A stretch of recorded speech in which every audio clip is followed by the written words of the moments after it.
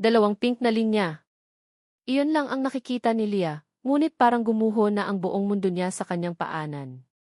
Ang dalawang linyang iyon sa maliit na puting plastik na hawak niya ay mas matalas pa sa anumang patalim, isang sentensyang humiwa sa natitira niyang pag-asa. Nanlamig ang kanyang buong katawan habang ang isang butil ng pawis ay dahan-dahang gumapang mula sa kanyang sentido. Nanginginig ang kamay niyang maihawak sa pregnancy test at napakapit siya sa malamig na lababo ng kanilang banyo para subukang suportahan ang sariling mga tuhod na biglang nanghina. Buntis ako. Ang mga salitang iyon ay umalinggaw sa kanyang isip na parang isang malakas na dagundong. Para sa ibang babae, ito ay balita ng kaligayahan, isang biyaya. Pero para sa kanya, sa sitwasyon niya ngayon, ito ay isang delubyo. Isang malaking pagkakamali na hindi niya alam kung paano itatama. Paano niya bubuhayin ang isang bata kung ang sarili nga niya ay halos hindi na makahinga sa bigat ng mga problema? Paano di? Pabulong niyang tanong sa sariling refleksyon sa salamin. Ang babaeng nakatingin sa kanya pabalik ay may maputlang mukha, nanlalalim ang mga mata dahil sa kulang sa tulog at puno ng takot. Paano na si Ana? Bigla, ang imahe ng pregnancy test ay napalitan ng alaala ng isang gabing ayaw na sana niyang balikan. Isang gabing sinubukan niyang ibaon sa pinakamalalim na bahagi ng kanyang isipan. Tagaytay. Ang malamig na hangin, ang nakakasilaw na ilaw ng isang mamahaling bar, at ang ingay ng tugtugan na pilit niyang isinasabay sa tibok ng kanyang kinakabahang puso. Naalala niya ang boses ng kanyang kikaibigang Tisigina. Lee, simple lang. Magpanggap ka lang na date niya for tonight. Malaki ang ibabayad. Sapat na para sa paunang bayad sa ospital ni Ana. Desperation. Iyon ang salitang nagtulak sa kanya. Ang mukha ng kanyang nakababatang kapatid na si Ana, na unti-unting nanghihina dahil sa sakit sa puso, ang nagbigay sa kanya ng lakas ng loob na isantabi ang kanyang dignidad. Kaya uminom siya. Uminom siya para magkaroon ng tapang. Uminom siya para makalimot sa kahihiyan. At sa gitna ng kanyang kalasingan, ang natatandaan na lang niya ay ang mga seryosong mata ng isang lalaki.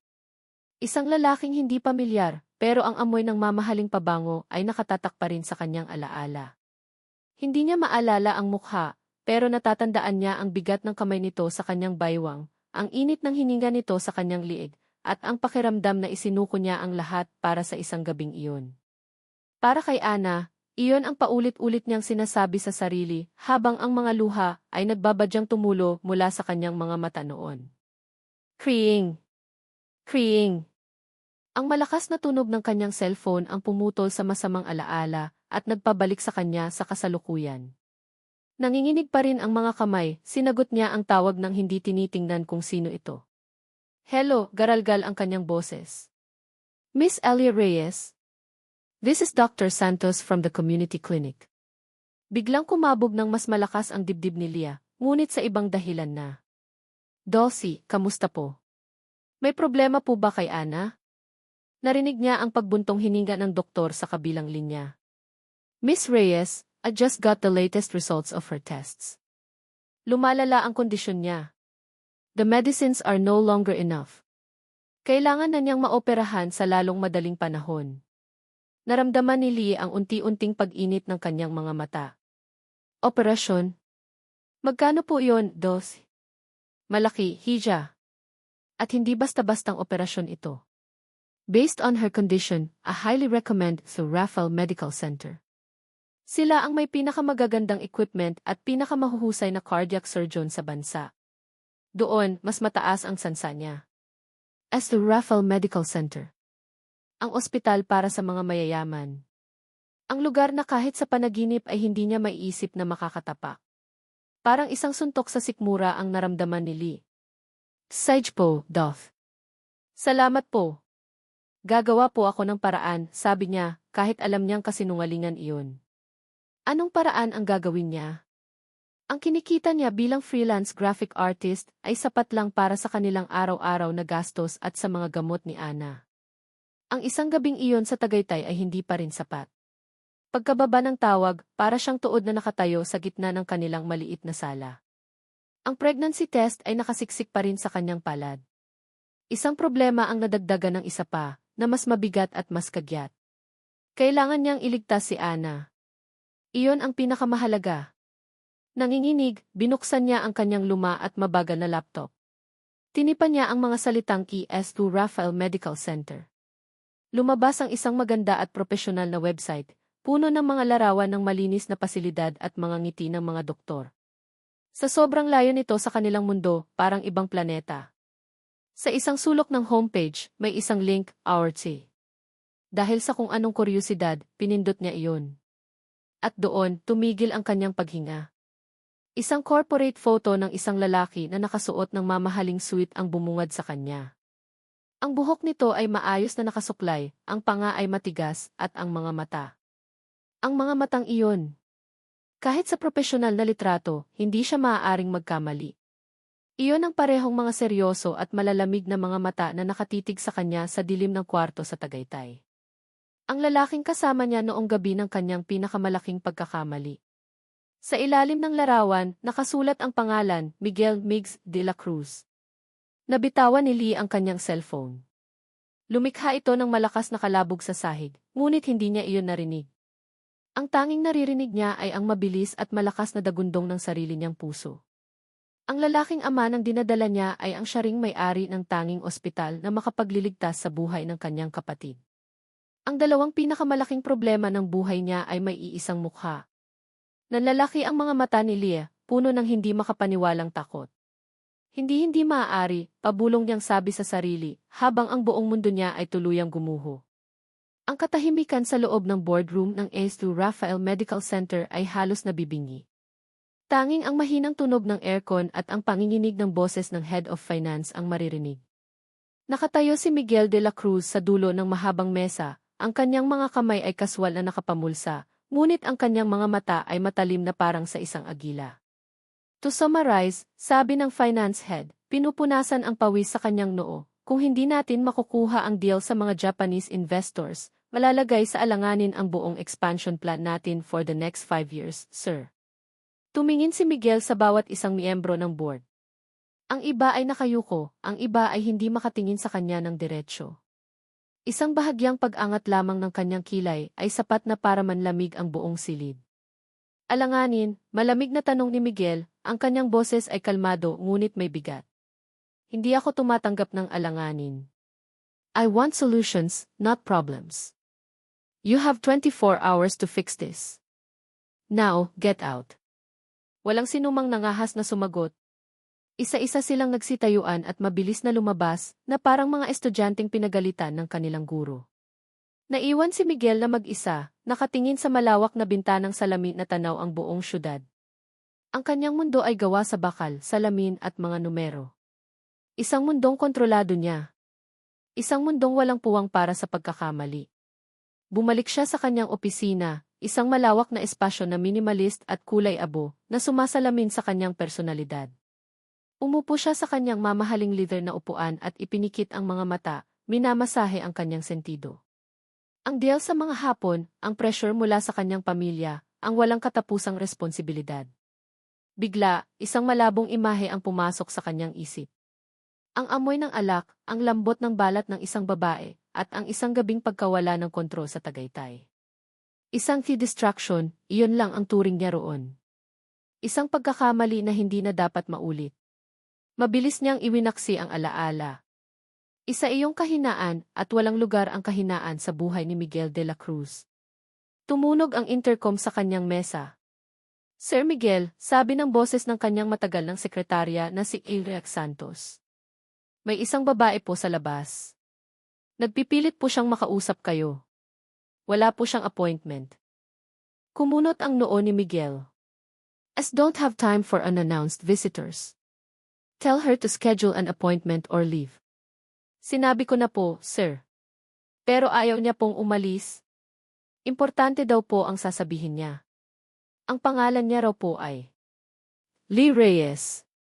Pamilyar ang pangalan, ngunit hindi niya ito mailagay sa kung saan. Don't know any Lee Reyes. Get rid of her. Masusunod po, Hindi na natapos ni Santos ang kanyang sasabihin nang biglang bumukas ng malakas ang pinto ng opisina ni Miguel. Pumasok ang isang babae. Ang buhok nito ay bahagyang magulo, ang suot ay simpleng blusa at pantalon, at ang mukha ay namumutla.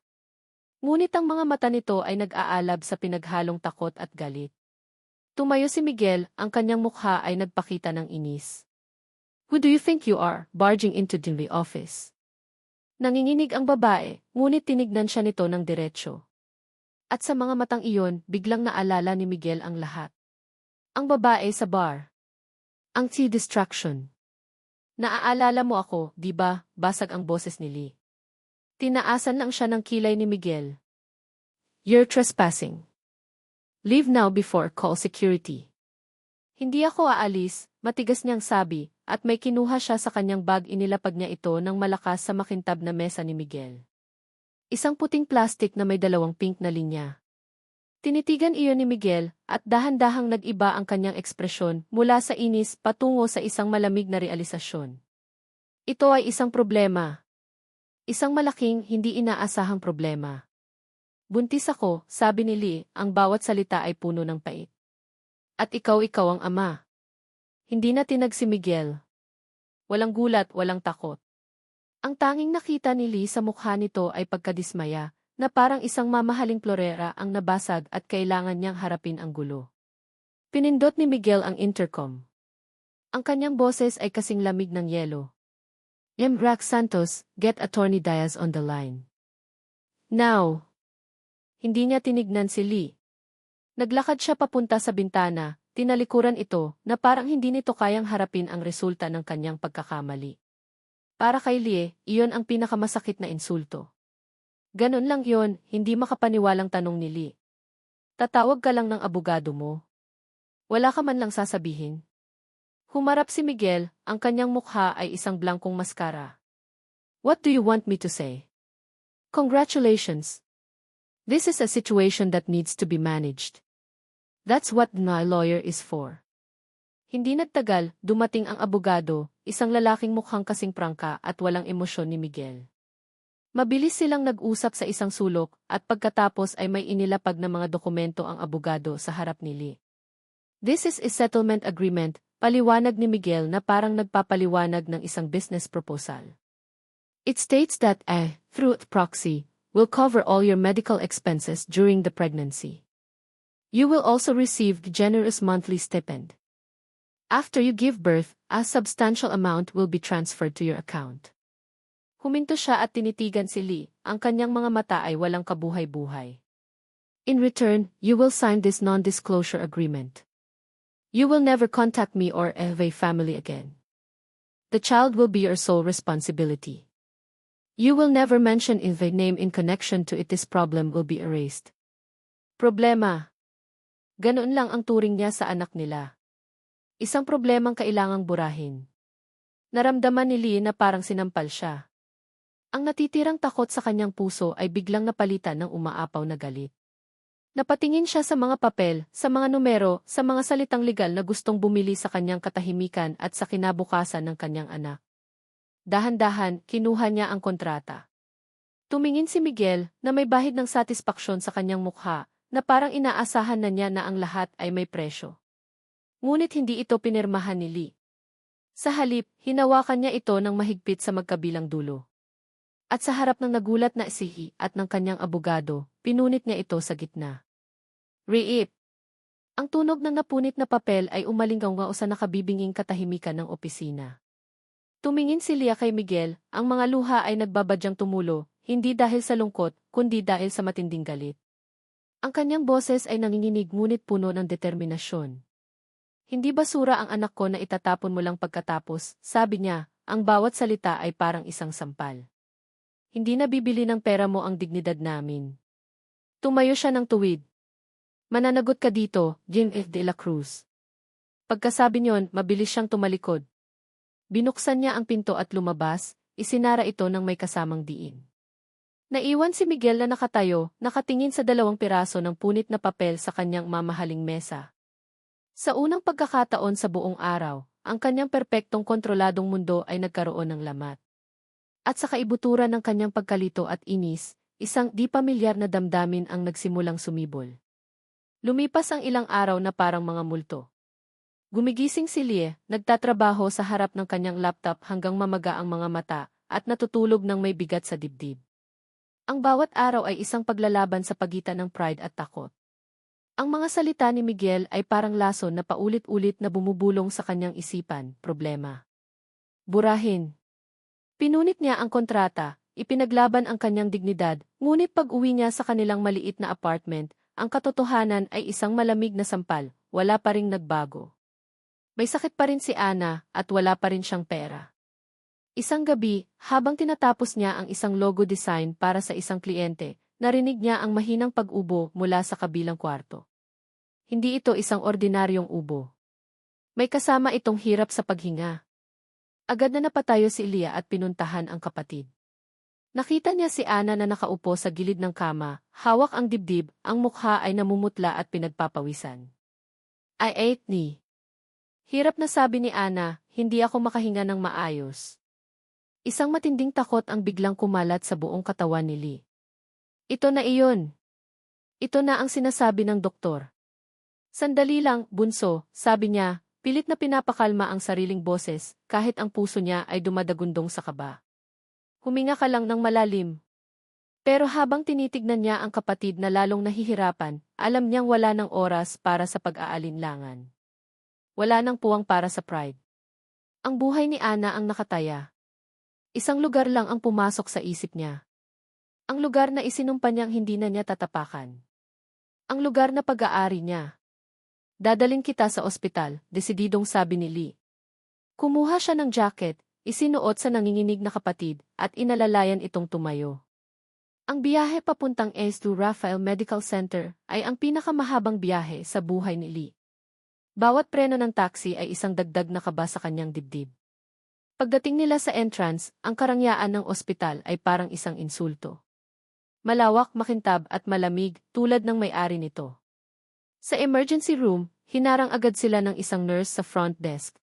Miss, kailangan po nating i-admit ang kapatid ninyo. Kailangan niyo pong mag-deposit ng paunang bayad.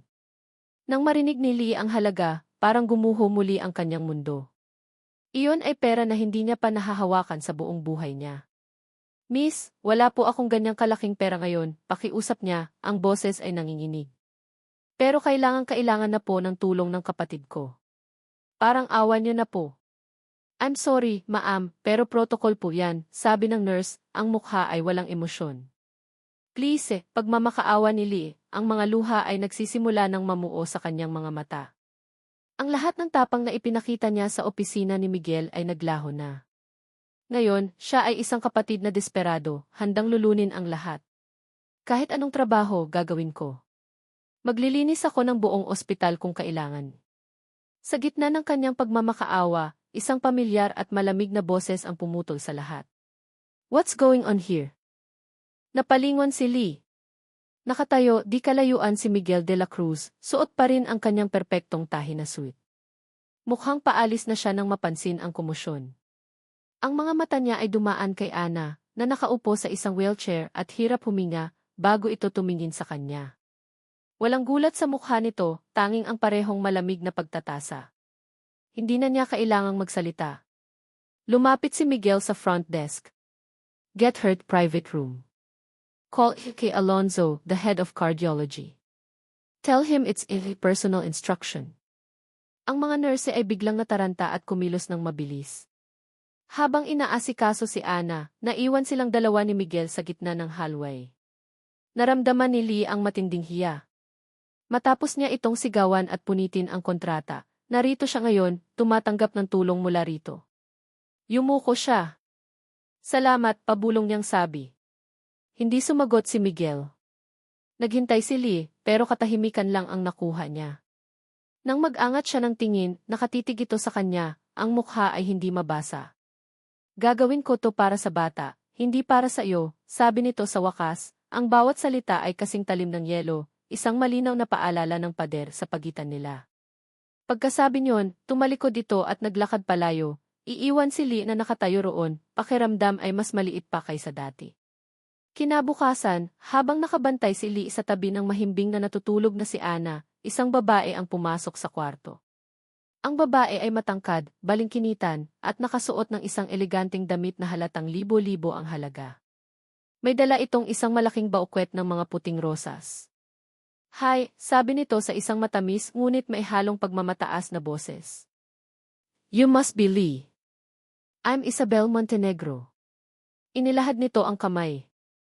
Miguel's fiance. Fiance. Ang salitang iyon ay parang isang sampal kay Lee. Napatingin siya sa kamay ni Isabel at pagkatapos ay sa perpektong mukha nito. Ito pala ang babaeng nararapat para sa isang Miguel de la Cruz. "Concerned lang ako," patuloy ni Isabel, umupo sa silyang malapit kay Lee na parang pag-aari niya ang lugar. "Nabanggit sa akin ni Migs ang sitwasyon. Nakakalungkot pero he's a very kind man. Palagi siyang tumutulong sa mga less fortunate." Ang bawat salita ni Isabel ay parang isang karayom, mababaw pero masakit. Ngumiti si Lee ng pilit. "Mabuti ang kalagayan ng kapatid ko, salamat." "Good to hear," sabi ni Isabel habang inilalabas ang kanyang mamahaling cellphone. Nag-scroll ito sa kanyang social media. "We just came from a charity event last week. Nakakapagod but it's for a good cause." Ipinakita nito kay Lee ang isang litrato sa screen. "See? This is me with senator's wife." Ngunit hindi ang asawa ng senador ang nakakuha ng atensyon ni Lee. Sa likod ni Isabel sa litrato, nakangiti at nakatayo sa tabi nito, ay isang pamilyar na mukha. Si Gina. Ang kaibigan na nagyaya sa kanya sa Tagaytay. Biglang nanlamig ang sikmura ni Lee. Anong ginagawa ni Gina kasama ang fiance ni Miguel? Nagkataon lang ba? O may iba pang dahilan? Pilit niyang iwinaksi ang pagdududa, ngunit isang maliit na binhi ng katanungan ang naitanim na sa kanyang isip. Nang makaalis si Isabel, naiwan si Lee na tuliro. Ang bigat ng kanyang sitwasyon, ang sakit ng mga salita ni Miguel, at ngayon, ang nakakabagabag na koneksyon ni na Isabel at Gina. Pakiramdam niya ay nalulunod siya. Napahawak siya sa kanyang tiyan. Napapikit siya ng mariin. Bigla, nakaramdam siya ng matinding pagkahilo. Ang mga ilaw sa kwarto ay nagsimulang umikot. Tumayo siya para kumuha ng tubig, ngunit ang kanyang mga binti ay biglang nanghina. Nawalan siya ng balanse at napahawak sa ere, handa nang bumagsak sa sahig. Ngunit bago pa man siya bumagsak, isang pares ng malalakas na braso ang biglang sumalo sa kanya mula sa likuran. Ang pamilyar na amoy ng pabango ni Miguel ang bumalot sa kanya. Napalingon si Lee, ang kanyang mukha ay ilang pulgada lang ang layo mula sa dibdib nito. Naramdaman niya ang init ng katawan nito, ang tibay ng mga braso nito sa paligid niya. Nakatitig lang si Miguel sa kanya, ang kanyang mukha ay seryoso, ngunit may bahid ng kung anong emosyon na hindi mabasa ni Lee sa kanyang mga mata. "Mag-iingat ka," sabi ni Miguel sa isang mababa at seryosong boses, ang kanyang mga mata ay bumaba sa tiyan ni Lia bago bumalik sa kanyang mga mata. "Dala mo ang anak ko." Hindi alam ni Miguel kung bakit hindi siya makaalis sa ospital. Sinabi niya sa sarili na kailangan niyang siguraduhin na ang key asset niya, ang bata sa sinapupunan ni Lee, ay ligtas. Isa itong business-like na dahilan, isang makatwirang paliwanag na akma sa kanyang pagiging si. Pero sa kaibuturan niya, alam niyang nagsisinungaling siya sa sarili. May kung anong puwersa ang pumipigil sa kanyang mga paa na iwan ang lugar na iyon, isang hindi maipaliwanag na kuryosidad na makita ang babaeng gumulo sa kanyang perpektong kontroladong mundo. Mula sa isang sulok ng hallway, palihim niyang pinagmamasdan ang loob ng kwarto ni Ana. Nakita niya si Lia nakaupo sa tabi ng kapatid. Walang bakas ng galit o tapang na ipinakita nito sa kanyang opisina. Ang naroon lang ay isang kapatid na puno ng pag-aalala at pagmamahal. Dahan-dahang sinimulang kantahan ni Lee si Ana ng isang lumang oyay. Ang boses nito ay mahina ngunit puno ng lambing. Sa ugoy ng duyan. Isang kanta na simple, ngunit para kay Miguel, ito ay parang isang kidlat na tumama sa kanyang puso, nagbukas ng isang pinto sa kanyang nakaraan na matagal na niyang isinara at ikinandado. Naalala niya ang sarili niyang ina, kumakanta ng parehong kanta sa kanya noong bata pa siya, bago ang lahat ng trahedya. Bago ang aksidente. Bago siya naging malamig at sarado. Sa sandaling iyon, hindi niya nakita si Lia Reyes bilang isang kiproblema. Nakita niya ang isang babaeng may dalisay na puso, isang babaeng handang isakripisyo ang lahat para sa pamilya. At isang matinding hiya ang gumapang sa kanyang dibdib. Hinusgahan niya ito. Inalok ng pera. Tinawag na isang pagkakamali. Hindi na niya natiis. Umalis siya roon at umakyat sa rooftop garden ng ospital. Kailangan niya ng hangin. Kailangan niyang linawin ang kanyang isip na biglang nagulo. Ilang minuto ang lumipas, narinig niya ang pagbukas ng pinto. Si Lee. Nagulat ito nang makita siya, ngunit sa halip na umalis, dahan-dahan itong lumapit at tumayo sa tabi niya, nakatingin din sa mga ilaw ng syudad sa ibaba. Salamat ulit, basag ni Lee sa katahimikan. Para kay Ana. She's a very responsibility too. Now, sagot ni Miguel, hindi pa rin makatingin dito. Narinig niya ang pagbuntong hininga ni Lee. Natatakot ako, Miguel. Sa unang pagkakataon, narinig niya itong binanggit ang kanyang pangalan, hindi ang kanyang apelyido. At sa unang pagkakataon, narinig niya ang tunay na kahinaan sa boses nito. Humarap siya dito. Ang hangin ay marahang tinatangay ang ilang hibla ng buhok ni Lee, at sa liwanag ng buwan, nakita niya ang bakas ng luha sa mga mata nito. Natatakot ako na baka hindi ko to kayanin lahat mag-isa, pag-amin nito. Isang bagay ang natunaw sa loob ni Miguel. Ang yelo na bumalot sa kanyang puso sa loob ng maraming taon ay nagkaroon ng lamat. Lumapit siya ng isang hakbang. Dahan-dahan, itinaas niya ang kanyang kamay at inalis ang buhok na tumatakip sa mukha nito. Naramdaman niya ang panginginig ni Lee sa kanyang simpleng haplos. Hindi ka na mag-isa, sabi niya, ang kanyang boses ay mas malambing kaysa sa inaasahan niya. Tinitigan niya ito ng diretso sa mga mata. Aalagaan ko kayo. Sa pagkakataong iyon, hindi na iyon isang obligasyon. Isa na iyong pangako. Nakita niya ang pagkagulat at pagkalito sa mga mata ni Leah. Bago ito dahan-dahang umiti, isang maliit, totoong ngiti na nagpainit sa puso ni Miguel sa paraang hindi niya inaasahan. Nagpaalam si Lee na babalik na sa kwarto ni Ana. Ngunit bago pa ito makalayo, isang ideya ang pumasok sa isip ni Miguel, isang ideya na hindi niya kailanman ginawa. Gusto niya itong isurprise. Kumuha ng kape para sa kanilang dalawa. Nagtago siya sa likod ng isang malaking halaman malapit sa elevator, naghihintay na makalayo ito ng kaunti para masundan niya. Ngunit habang nagtatago, narinig niya ang tunog ng isa pang pinto na bumukas. Si Isabel, may kausap sa cellphone, ang boses ay mahina ngunit dahil sa katahimikan ng gabi, malinaw na narinig ni Miguel ang bawat salita. Okay na. Nandito na sa ospital yung kapatid. Yes, everything is going according to plan, sabi ni Isabel. May narinig na sagot si Miguel mula sa kabilang linya. Ano ka ba, Gina? Don't worry.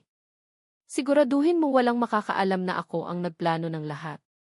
Ako ang nagbayad sa'yo para iset up siya sa bar na yon, tandaan mo. The Tagaytay setup was perfect. Miguel thinks it was his mistake. Malapit nang bumalik sa akin si Migs, at mawawala na sa landas natin ang babaeng yon. Parang isang bomba na sumabog sa loob ng isip ni Miguel. Ang dugo ay umakyat sa kanyang ulo. Tagaytay. Sige na. Ang setup. Hindi ito pagkakamali. Isa itong patibong. At siya ang pain. Hindi niya namalayang nakakuyom na pala ang kanyang mga kamao. Ang galit na naramdaman niya ay hindi katulad ng kahit anong naramdaman niya noon. Galit kay Isabelle, galit sa sarili niya dahil sa pagiging bulag. Kasabay nito, narinig niya ang mga yapak ni Lee na pabalik. Mukhang may nakalimutan ito. Nakita siya nitong nakatayo roon, ang mukha ay nagdidilim sa galit. Miguel, tanong ni Lee, nag-aalala. May problema ba? Ipinakita nito sa kanya ang cellphone nito. Ang litrato ni na Isabel at Gina. May kutob ako, Miguel. Itong si Gina ang nagyaya sa akin sa Tagaytay. Kaibigan siya ni Isabelle. Hindi kaya sinadya ang lahat. Tumingin si Miguel kay Lee. Ngunit hindi na ito tingin ng pagdududa o galit. Ito ay tingin ng isang taong biglang naliwanagan. Tumingin siya sa babaeng hinusgahan niya, sinaktan at itinuring na problema. Ang babaeng biktima rin pala, tulad niya. Naramdaman niya ang matinding guilt. Bubuksan na sana niya ang kanyang bibig para sabihin ang lahat ng narinig niya, para humingi ng tawad. Ngunit bago pa man siya makapagsalita, isang pamilyar na boses ang pumutol sa kanila. Migs, baby. Thank God you're here.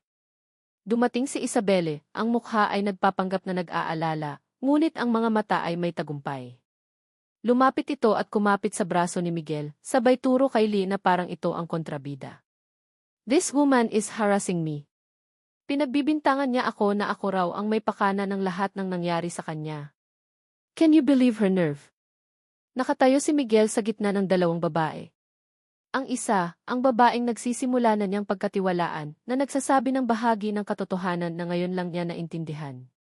At ang isa pa, ang babaeng matagal na niyang pinagkatiwalaan, na ngayon ay napatunayan niyang isang ahas na may pinakamatamis ng ngiti. Ang mga salita ni Isabelle ay umalinggaw sa kanyang tainga, puno ng pagkukunwari at kasinungalingan. This woman is harassing me. Isang nag-aalab na galit ang umakyat mula sa kaibuturan ng tiyan ni Miguel, galit para kay Isabelle na walang awang nanloko, at galit para sa sarili niya dahil sa naging kasangkapan siya sa masamang plano nito. Tumingin siya kay Lee.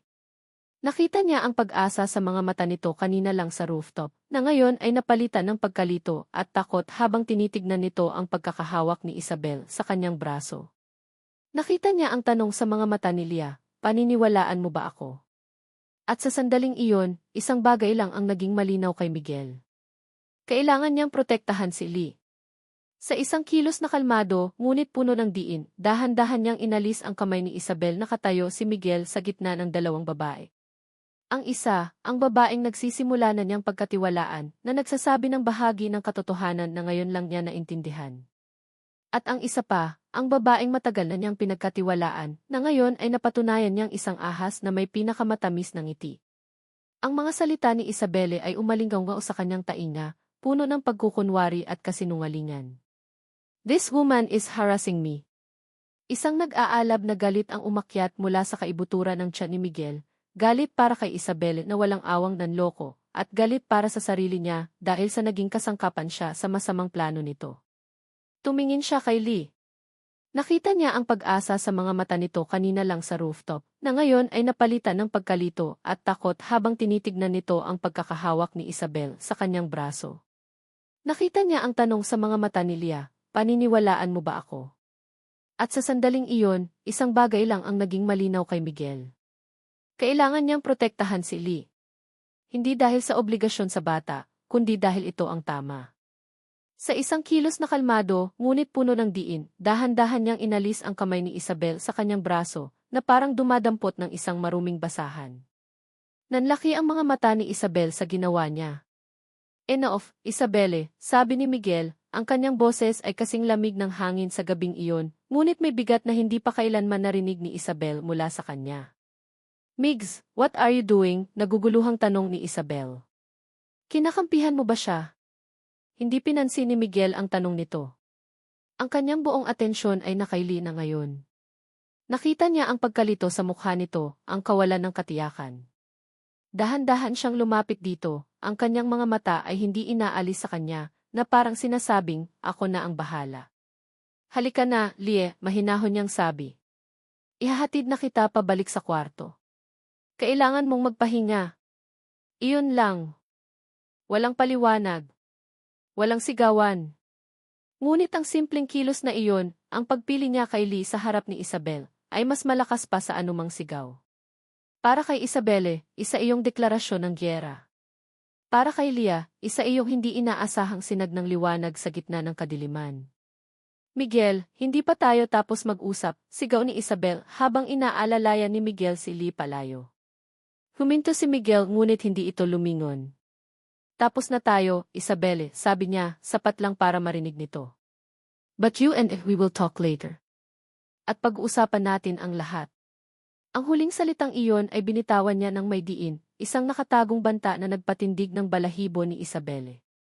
Nang makarating sila sa tapat ng kwarto ni Ana, humarap si Leah kay Miguel, ang mukha ay puno pa rin ang pagtatanong. Miguel, ang narinig mo kanina. Yung sa amin ni Isabelle totoo ba? Narinig mo ba? Tinitigan ni Miguel ang babaeng sinaktan niya ng husto. Gusto niyang sabihin ang lahat. Gusto niyang humingi ng tawad. Ngunit hindi pa ito ang tamang oras. Kailangan niya muna ng hindi matitinag na pruweba bago niya isugal ang lahat. Hinawakan niya ng marahan ang braso ni Lee. Magtiwala ka sa akin, Lee, sabi niya, ang kanyang boses ay puno ng sinseridad sa unang pagkakataon.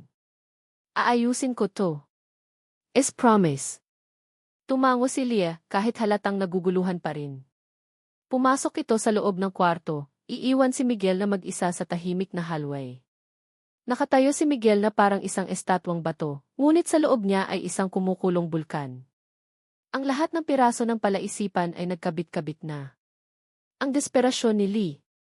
Ang aksidente sa Tagaytay. Ang biglaang pagdating ni Isabel sa ospital. Lahat ay planado. Isang malupit at kalkuladong plano na sumira sa buhay ng isang inosenteng babae. Isang matinding galit ang muling bumalot sa kanya. Kinuha niya ang kanyang cellphone, ang kanyang mga daliri ay nanginginig sa pigil na galit. Nag-dial siya ng isang numero na matagal na niyang hindi tinatawagan. Sumagot ito sa unang ring. Sir. Rico, sabi ni Miguel, ang kanyang boses ay mababa at mapanganib. Si Rico ang kanyang pinagkakatiwalaan at pinakamagaling na security head. May ipapagawa ako sa'yo. Isang bagay na kailangan ng lubos na diskresyon. Ano po yon, Sir Miguel? Huminga ng malalim si Miguel, ang kanyang mga mata ay nagdidilim na parang isang paparating na bagyo. Iimbestigahan mo si Isabel Montenegro. Lahat. Mga bank records, mga tawag sa telepono, mga taong kinakausap niya nitong mga nakaraang buwan. Lalo na ang isang babaeng nagngangalang Gina. Gusto kong malaman ang bawat galaw niya. At gusto ko ng pruweba. Malinaw at hindi maikakailang pruweba. Natahimik sandali si Rico sa kabilang linya na bigla marahil sa utos. Ngunit alam niya na hindi dapat questionin ang isang desisyon ni Miguel de la Cruz. Masusunod po, sir. Agad. Binaba ni Miguel ang tawag. Tumingin siya sa saradong pinto ng kwarto ni Lee. Tapos na ang pagiging biktima. Tapos na ang pagiging bulag. Ngayong alam na niya ang katotohanan, hindi na siya titigil hanggang sa pagbayaran ni Isabel Montenegro ang lahat. May kakaibang gaan sa pakiramdam ni Lee sa unang pagkakataon sa loob ng maraming linggo. Ang pangako ni Miguel kagabi, magtiwala ka sa akin, Lee. Aayusin ko to, ay parang isang maliit na kandila na itinaboy ang kadilimang bumabalot sa kanya. Hindi niya maintindihan kung bakit, ngunit pinili niyang maniwala. Pinili niyang kumapit sa sinseridad na nakita niya sa mga mata nito. Habang mahimbing na natutulog si Ana, dinala ni Lee ang kanyang laptop sa maliit na lamesa sa sulok ng kwarto. Kailangan niyang magtrabaho para hindi siya mabaliw sa pag-iisip. Habang nagbabrowse sa kanyang mga email, isang bagong mensahe ang pumasok sa kanyang inbox.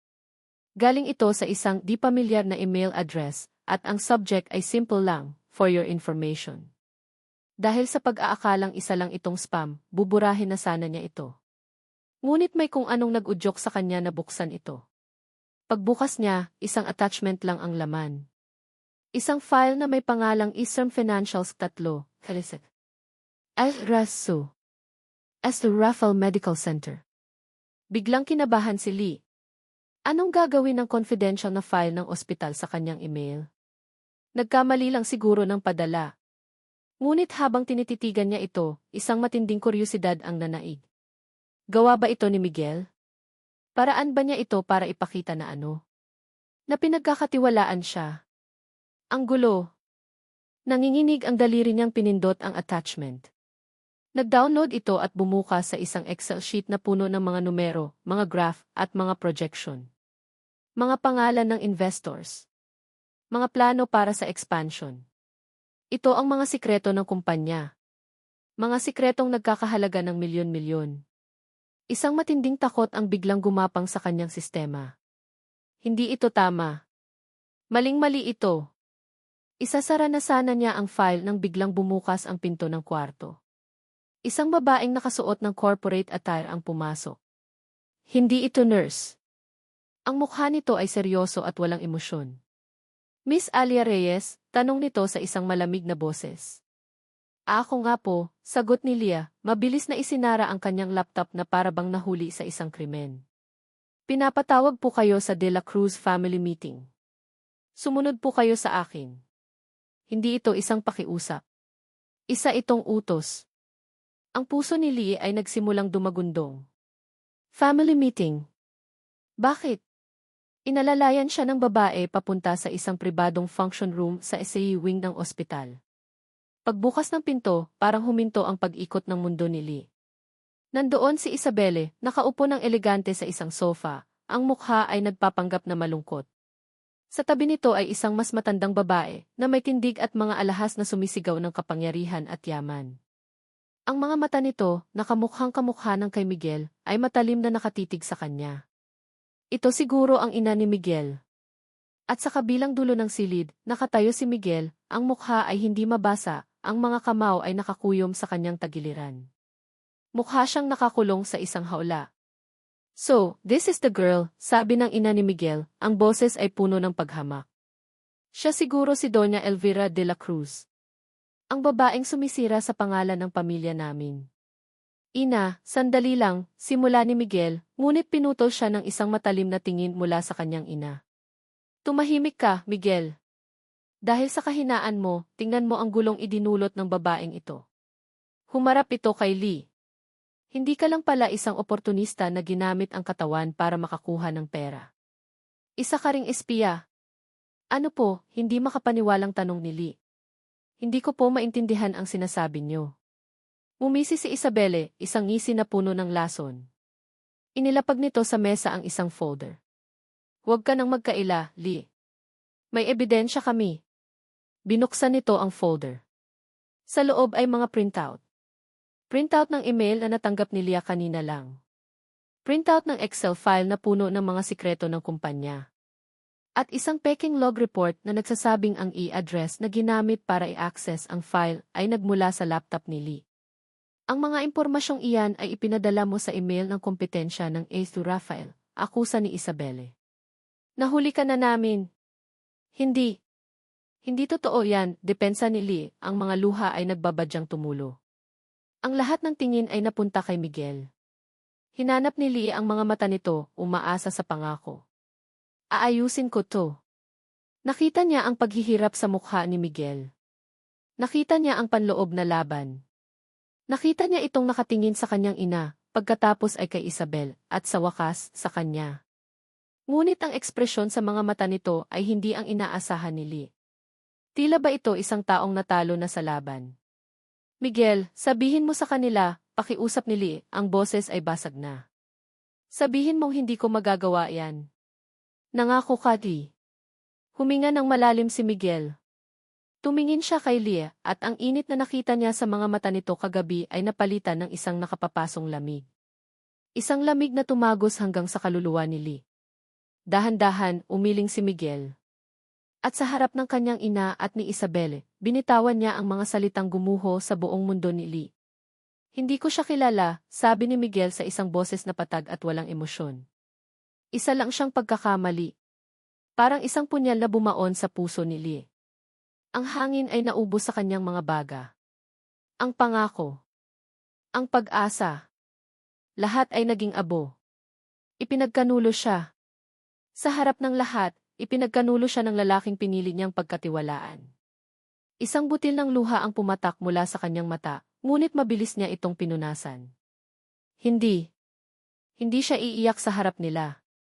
Hindi niya ibibigay sa kanila ang satisfaksyong iyon. Itinayo niya ang kanyang sarili, ang pride na lang ang natitirang baluti niya. Tumingin siya ng diretsyo kay Miguel, ang sakit sa kanyang mga mata ay napalitan ng isang blangkong katatagan.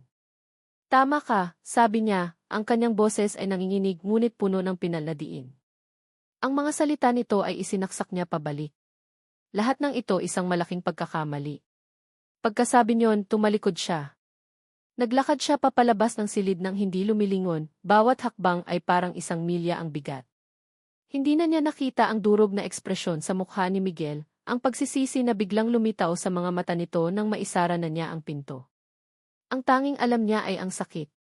Isang sakit na mas matindi pa kaysa sa kahit anong naramdaman niya sa buong buhay niya.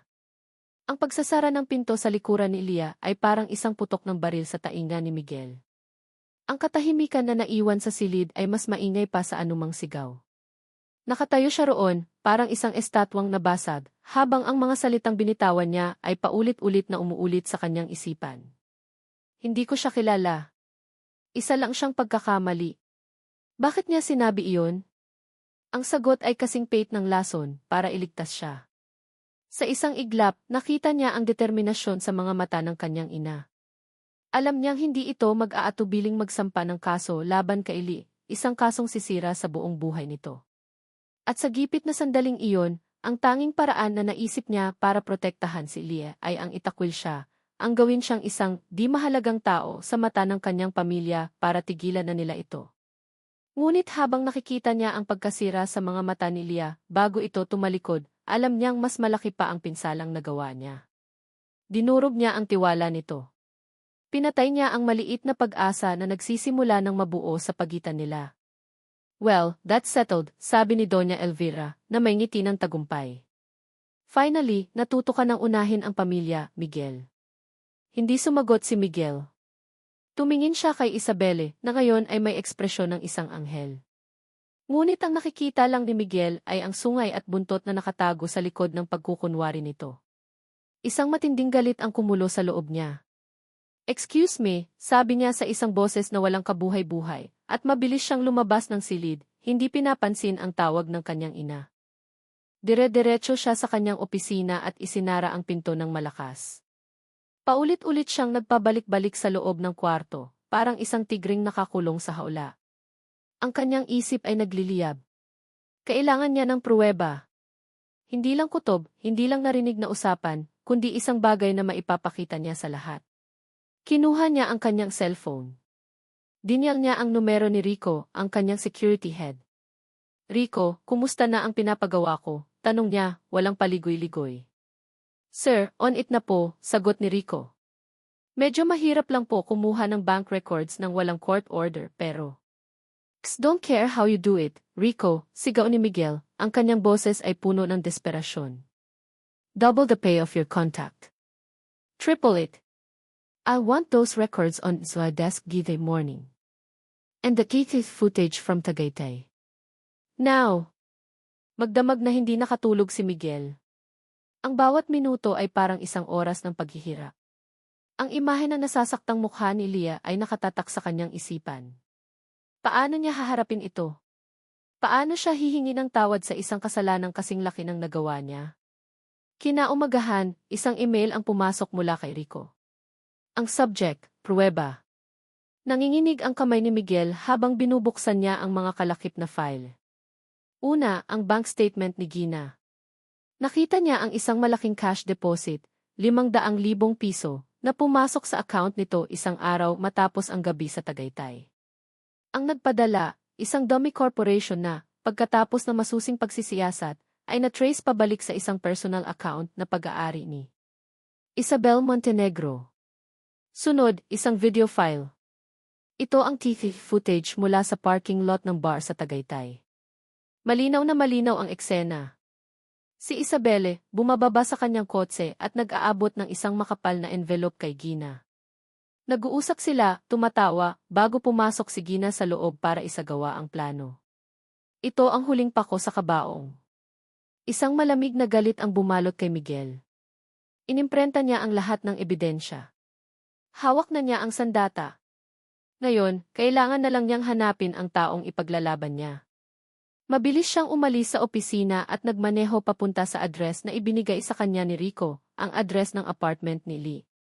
Bawat segundo na nasa trapiko siya ay parang isang kabawasan sa kanyang buhay. Pagdating niya, mabilis siyang umakyat sa hagdan at kumatok ng malakas sa pinto. Lee! Lee, please, open the door. Mag-usap tayo. Ang bumukas ng pinto ay hindi si Lee, kundi isang babaeng may galit na mga mata. Si Carla. Anong ginagawa mo dito? Mataray na tanong nito. Si Lee. Nasaan si Lee? Kailangan ko siyang makausap, desperadong sabi ni Miguel. Tinaasan siya ng kilay ni Carla, ang mga braso ay nakapahalukip-kip. Wala na siya rito. At salamat sa'yo, ayaw ka na niyang makita kailanman. Saan siya nagpunta? Bakit ko sasabihin sa'yo? Para saktan mo ulit siya. Para ipagkanulo mo ulit siya. Umalis ka na, Jim de la Cruz.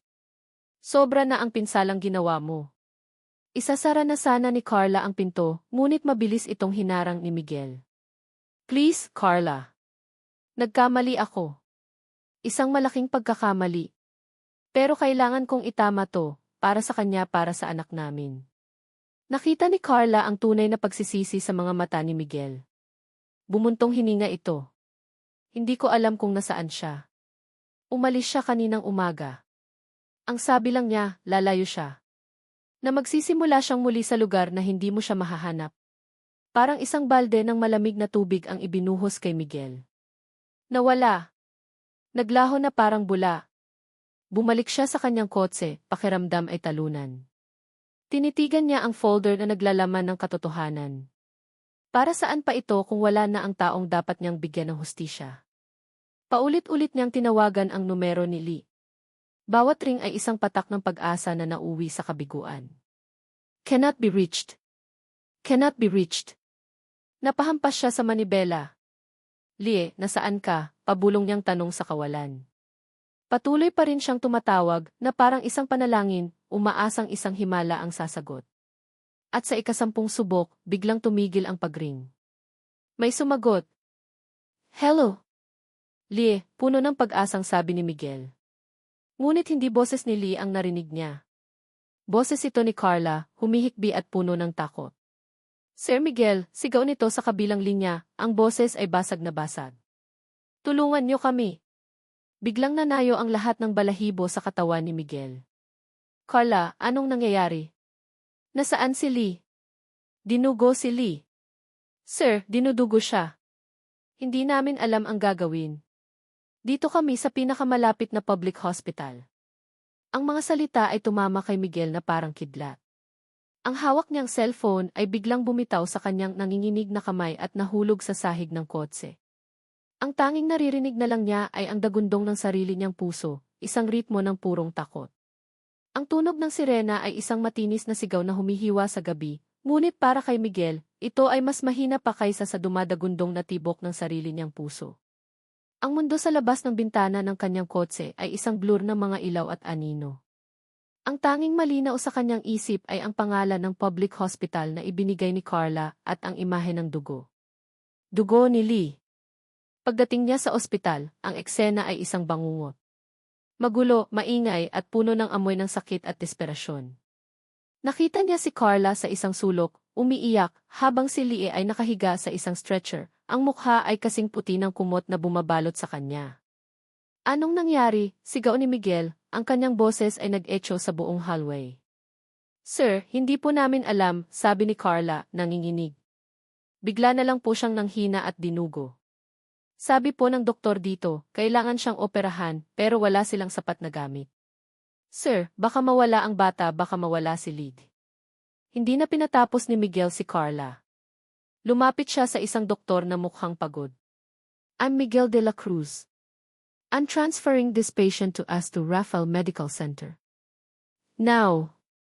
Sir, hindi po basta-basta yon. Risky pong ilipat ang pasyente sa kalagayan niya, sabi ng doktor. Tinitigan siya ni Miguel ng mga matang nag-aapoy, isang tingin na kayang magpatunaw ng bakal. That woman, sabi niya, ang boses ay mababa ngunit puno ng kapangyarihan na nagpatigil sa lahat, is carrying the child. She's Eve family. Now get out of easy way. Hindi na naghintay ng sagot si Miguel. Siya mismo ang nagtulak sa stretcher, kasama ang mga nurse na biglang kumilos ng may takot at paggalang. Isinakay niya si Lee sa ambulansya ng Rafael na ipinatawag na niya habang papunta. Sa buong biyahe, hawak niya ng mahigpit ang malamig na kamay ni Lee. Don't leave me, Lee, paulit-ulit niyang bulong, isang panalangin sa gitna ng kaguluhan. Please don't leave me. Pagdating sa Rafael, isang buong medical team ang naghihintay. Isinugod si Lee sa operating room. Naiwan si Miguel sa labas. Ang kanyang mamahaling suite ay may bahid na ng dugo ni Lee, ang kanyang perpektong ayos na mundo ay gumuho na. Umupo siya sa isang upuan, ang kanyang ulo ay nasa kanyang mga palad. Pakiramdam niya, siya ang pinakawalang kapangyarihang tao sa buong mundo. Ilang sandali pa, isang pamilyar na boses ang pumutol sa kanyang pag-iisip. Migs! Live God, I heard what happened. Is she okay? Si Isabel. Nakatayo sa harap niya, ang mukha ay isang perpektong maskara ng pag-aalala. Ngunit sa pagkakataong ito, hindi nabulag si Miguel. Dahan-dahan siyang tumayo. Ang tingin niya ay kasing lamig ng operating table sa loob. Anong ginagawa mo dito? Of course, I'm here for you, Migs. Sa gitna ng lahat ng problemang to. Problema, puto ni Miguel, ang kanyang boses ay puno ng pait. Ikaw. Ikaw ang problema, Isabel. Nagulat si Isabel. What are you talking about? Sa senyas ni Miguel, lumabas mula sa isang sulok si Rico, kasama ang dalawang unipormadong pulis. Inilabas ni Miguel ang isang folder at inihagis ito sa paanan ni Isabel. Kumalat sa sahig ang mga bank statement, ang mga litrato, ang buong katotohanan ng kanyang panloloko. "Did it for you, Miguel. Did it for us," desperadong sigaw ni Isabel. Ang kanyang pagkukunwari ay tuluyan ng gumuho. "Mahal kita."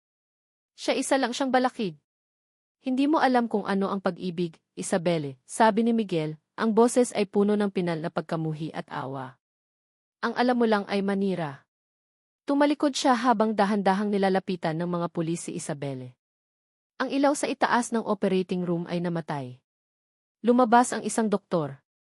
"En de la Cruz," sabi nito. "The operation was successful. The baby is safe. And Lee, she's stable now. She's a fighter." Isang bigat na parang isang bundok ang nawala sa dibdib ni Miguel. Napasandal siya sa pader, ang mga tuhod ay nanghihina sa wakas dahil sa ginhawa. Nagising si Lee sa isang panaginip. Isang madilim na panaginip kung saan siya ay nahuhulog sa isang walang katapusang bangin. Ngunit may isang kamay na nakahawak sa kanya, ayaw bumitaw. Pamilyar ang init nito. Dahan-dahan, iminulat niya ang kanyang mga mata. Puti. Puti ang lahat. At ang mahinang tunog ng isang heart monitor. Naramdaman niya ang kamay na iyon, mahigpit pa ring nakahawak sa kanya. Sinundan niya ng tingin ang braso, hanggang sa makita niya ang isang lalaking nakaluhod sa tabi ng kanyang kama. Ang buhok nito ay magulo, ang damit ay lukot, at ang mukha ay nakasubsob sa kanyang kamay. Si Miguel. Umiiyak. Naramdaman ni Miguel ang bahagyang paggalaw ng kamay ni Lee. Agad siyang nag-angat ng tingin. Ang mga mata niya ay pula at namamaga. Nang makita niyang gising na si Lee, isang panibagong agos ng luha ang dumaloy sa kanyang mga pisngi. Hindi ito luha ng kalungkutan, kundi luha ng labis na pasasalamat at pagsisisi. "Lee D." Basag ang kanyang boses. "Gising ka na." Sinubukan ni Lee na bumangon, ngunit isang mahinang kirot ang naramdaman niya sa kanyang tiyan. Ang lahat ng alaala ay bumalik, ang pag-alis niya, ang sakit, ang dugo. Ang baby D. Halos pabulong niyang tanong, ang takot ay muling gumapang sa kanyang puso. Hinigpitan ni Miguel ang hawak sa kamay niya. "Ligtas siya, Lee. Ligtas ang anak natin," sabi niya, ang boses ay puno ng emosyon. "At ligtas ka. Yun ang pinakamahalaga." Nakatitig lang si Lee sa kanya. Nakita niya ang ebidensya, ang mga pulis, ang pag-amin ni Isabel, lahat iyon ay bumalik sa kanyang isipan. Ngunit ang pinakatumatak ay ang huling mga salitang narinig niya mula kay Miguel sa family meeting. Isa lang siyang pagkakamali. "Bakit?" mahina niyang tanong, ang boses ay puno ng sakit. "Bakit mo sinabi yon, Miguel? Nangako ka." Yumuko si Miguel, hindi makatingin ang diretso sa kanya. Ang bigat ng kanyang kasalanan ay parang isang kadenang nakapulupot sa kanyang leg. "Patawarin mo ako, Lee," sabi niya, ang boses ay nanginginig. "Duwag ako. Sa takot kong masaktan ka nila, na ipakulong ka, iyon lang ang naisip kong paraan para protektahan ka, ang itakwil ka." Nag-angat siya ng tingin, ang kanyang mga mata ay puno ng desperadong pagsusumamo. "Pero sa pagiging duwag ko, mas lalo kitang sinaktan. Iyon ang pinakamalaking pagkakamali ng buhay ko, Lee. At kung hindi mo ako mapapatawad, maintindihan ko. Pero please, hayaan mo akong bumawi sa'yo. Hayaan mo akong alagaan ka, kayo ng anak natin. Hayaan mong patunayan ko sa'yo na hindi ka isang pagkakamali. Ikaw ang pinakamagandang bagay na nangyari sa magulo kong buhay." Inamin niya ang lahat, ang tungkol sa kanyang nakaraan, ang pagkamatay ng dati niyang kasintahan, ang takot niyang magmahal muli, at kung paano unti-unting binuksan ni Lee ang kanyang puso. Pinakinggan siya ni Lee. Bawat salita, bawat hikbi. Nakita niya ang hubad na katotohanan sa mga mata ng sihi na dati puno ng pader. Wala na ang maskara. Ang naroon na lang ay si Migs, isang lalaking nasasaktan at nagsisisi. Isang luha ang pumatak mula sa mata ni Lee. Pareho tayong nagkamali, Miguel, sabi niya sa wakas, ang boses ay mahina ngunit matatag. Nagpadala ako sa pride. Nagpadala ka sa takot. Hinawakan niya ang kamay ni Miguel na nakahawak sa kanya. Pero pareho rin tayong pwedeng magsimula muli. Isang ngiti, isang ngiting puno ng pag-asa, ang dahan-dahang sumilay sa mga labi ni Miguel. Ang ngiting iyon ay nagdala ng liwanag sa madilim na kwarto. Isang taon makalipas. Ang malakas na halakhak ng isang bata ang pumuno sa isang maliit, ngunit maaliwalas na hardin. Isang maliit na batang lalaki na may mga mata at buhok ni Miguel ang masayang tumatakbo papunta sa kanyang ina. Mama, sigaw ni Miko, ang kanilang anak. Sinalubong siya ni Lie ng isang mahigpit na yakap. Napangiti siya habang pinapanood ang kanyang kapatid na si Ana, na ngayon ay malusog at makulit na matapos ang matagumpay na operasyon na nakikipaghabulan sa kanilang aso. Ang bahay na tinitirhan nila ay hindi isang mansyon, kundi isang simpleng bahay na malayo sa gulo ng syudad. Isang bahay na puno ng pagmamahal.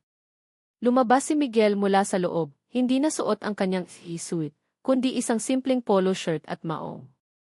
May dala siyang isang baso ng juice para kay Lee. Umupo siya sa tabi nito sa damuhan at inakbayan ito.